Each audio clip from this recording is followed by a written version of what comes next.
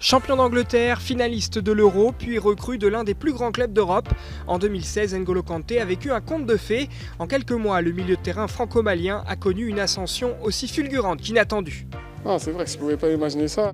Pour N'Golo Kanté, l'année 2016 démarre dans un certain anonymat. Certes, en janvier, Leicester City continue de jouer les troubles fêtes au sommet de la Premier League, mais personne ne pense alors sérieusement que les Foxes finiront en tête du championnat le plus relevé du monde.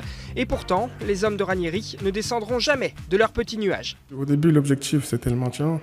On veut tous une saison exceptionnelle, on veut bien terminer.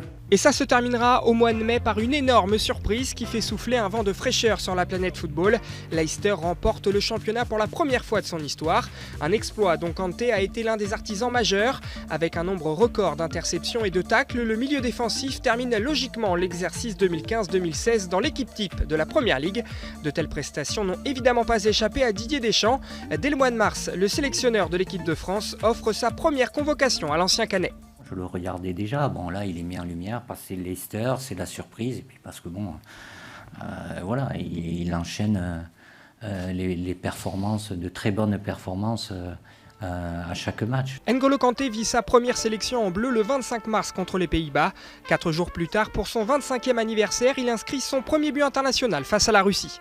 J'ai découvert l'équipe de France, ce stage qui s'est bien passé, les entraînements et le premier but et les 2 victoires, ça s'est très bien passé pour moi. Le natif de Paris confirme au plus haut niveau tout le bien que le sélectionneur national pense de lui.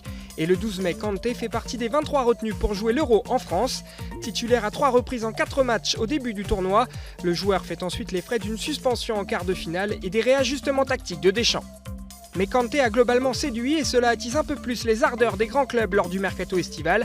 Acheté par Leicester un an plus tôt pour 8 millions d'euros, N'Golo Kanté rejoint Chelsea contre 38 millions. Aujourd'hui, le candidat au titre de joueur FIFA de l'année fait les beaux jours des Blues, solide leader de Premier League. N'Golo Kanté est un grand joueur. Il est important pour l'équipe. C'est un joueur qui a une grande technique et surtout beaucoup d'endurance.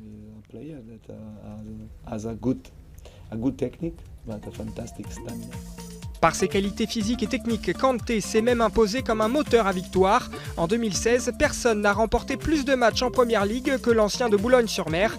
Du côté de Chelsea, on souhaite évidemment que le porte-bonheur continue à faire effet en 2017. L'international aux 13 sélections, lui, espère écrire la suite de son conte de fées avec une première participation à une Coupe d'Europe.